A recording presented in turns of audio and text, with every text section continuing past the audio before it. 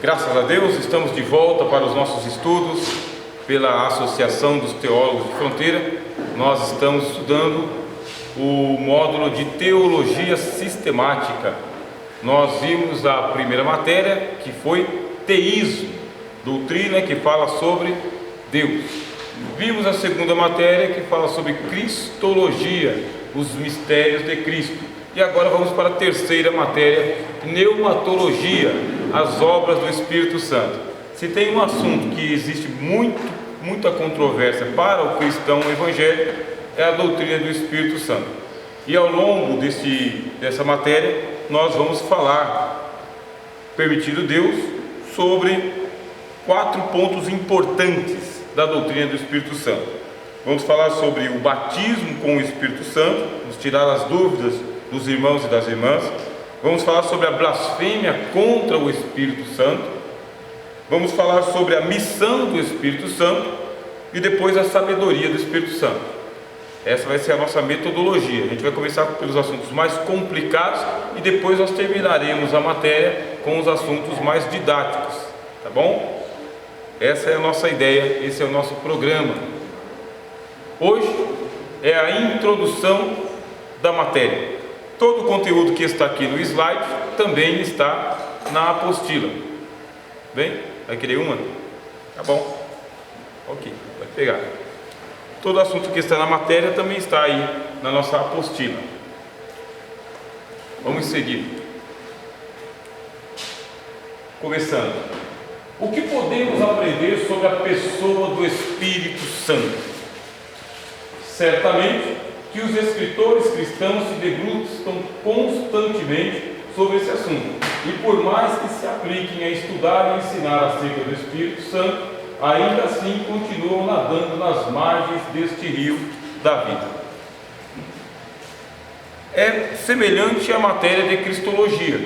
A gente lembra, pela matéria de Cristologia, que a gente estava envolvido em um mistério, e por mais que a gente fale sobre Cristo, podemos esgotar o nosso vocabulário, mas não esgotamos o assunto de Cristologia. De igual forma, a gente pode esgotar o tempo.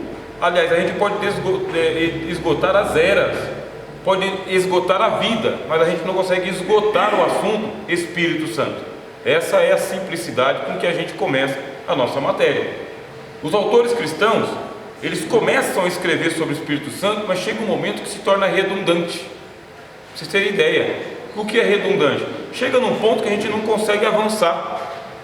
A gente trava. O teólogo, ele trava. Falou, pesquisou, pensou, ensinou, ministrou, tem mais para ser ministrado, mas chega um momento que a gente se limita. Chega um momento que a gente trava. Aí nesse caso, acabou, né? Só assim, na próxima. Bom? O momento que a gente trava. É essa a nossa confissão.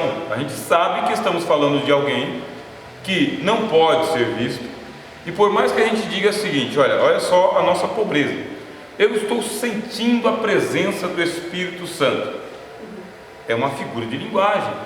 A gente sabe que o Espírito Santo está presente, estamos tendo uma sensação diferente, mas sentir a presença do Espírito Santo é só uma espécie de brisa suave. Por quê? Lá no livro do Apocalipse diz o seguinte: que existe o trono de Deus, e diante do trono de Deus existem 7 tochas de chamas vivas. Não é chama, são 7 tochas de chamas vivas que ardem diante do trono de Deus de dia e de noite. E o autor do Apocalipse fala que são os 7 Espíritos de Deus enviados a toda a terra. Agora você para imaginar o que é o Espírito Santo no céu. No céu, ele é uma tocha viva. Aí a gente diz aqui na igreja: eu estou sentindo a presença do Espírito Santo. Estamos sentindo a sua presença, é verdade, mas a plenitude da presença dele, sabe? A magnitude, que a gente chama de grandeza dele, é insuportável.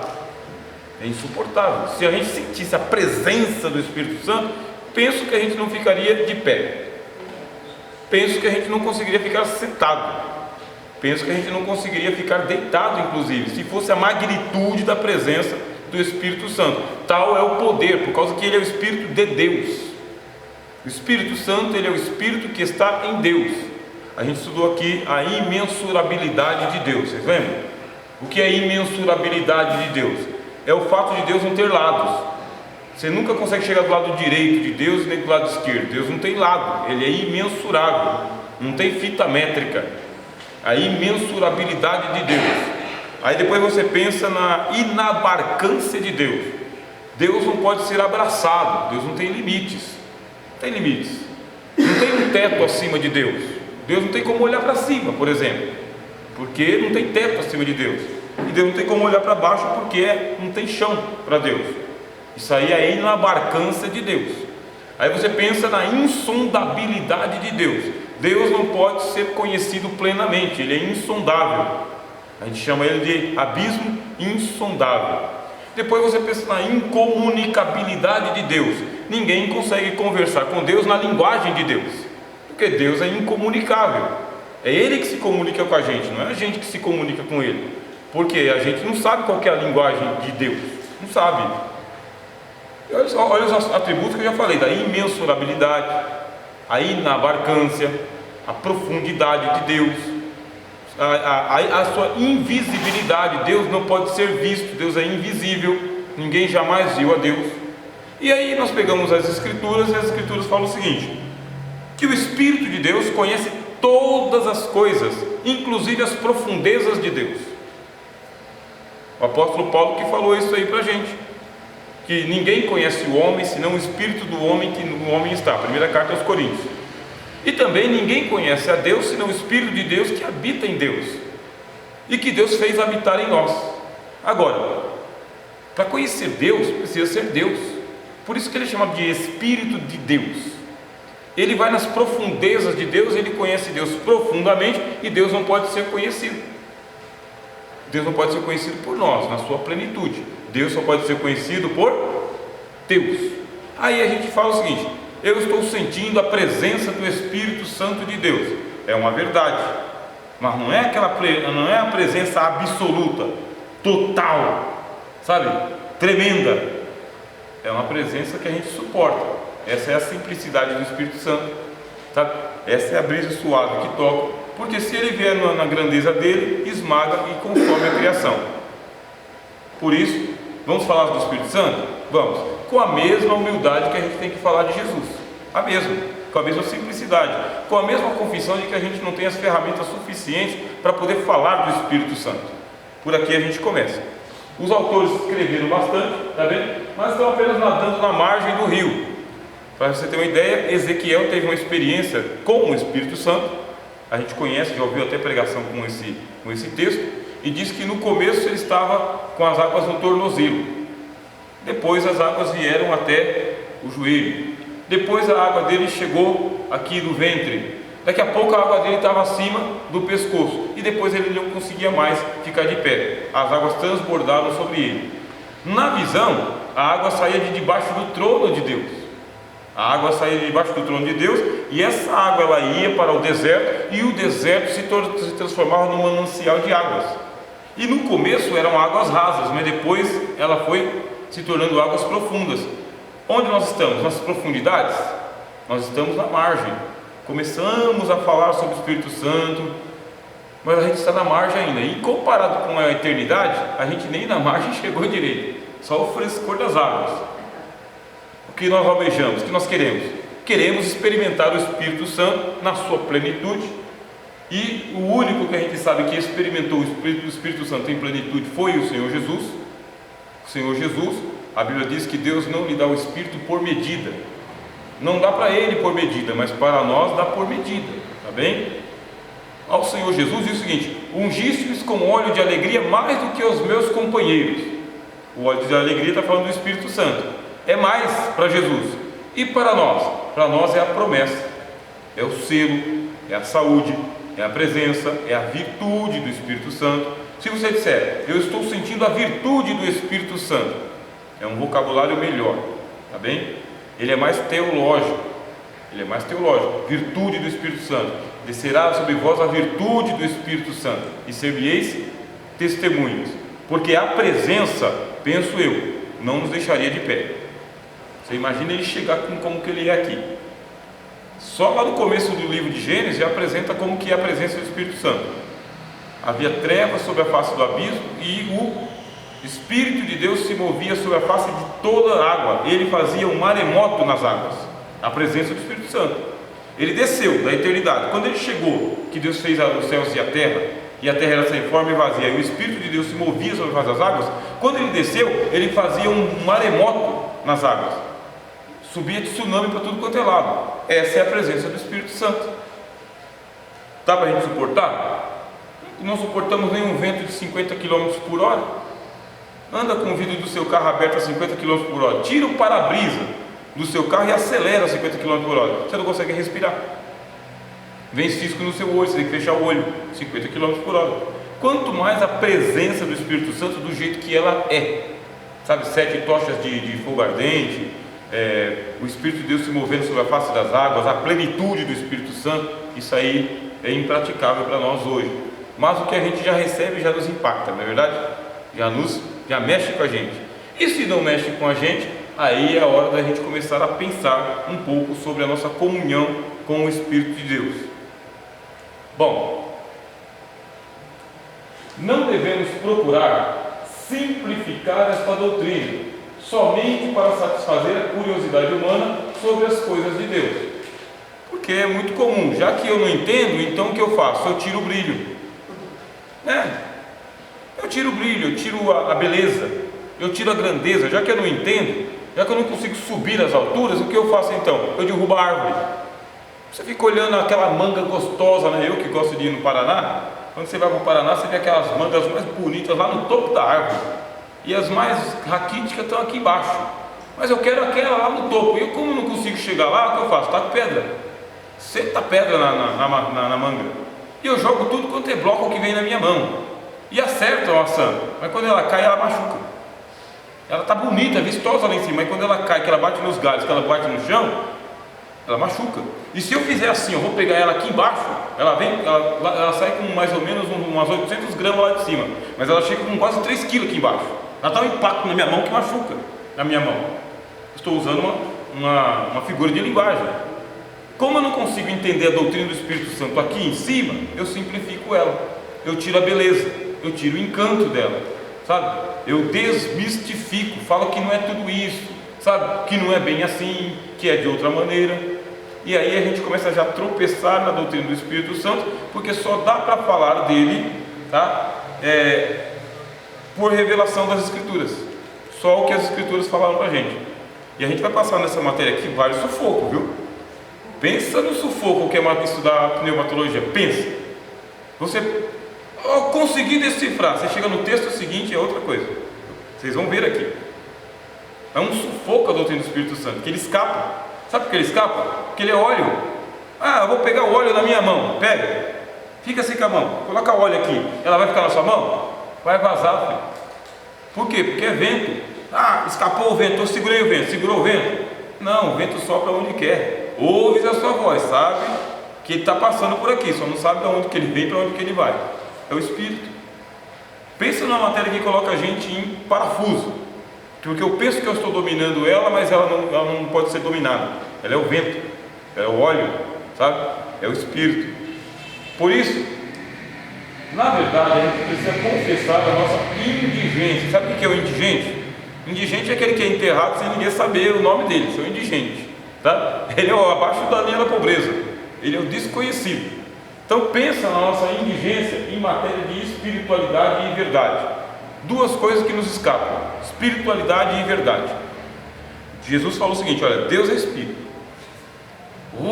Gostei da forma, Deus é Espírito. Importa que os seus adoradores o adorem em espírito e em verdade. Jesus complicou o meio de campo para nós, porque a gente é mendigo, não é mendigo, tá? Ali a palavra é essa mesmo, indigente em espiritualidade, e a gente é indigente em verdade também, porque quando a verdade chega para a gente, ela nos assombra.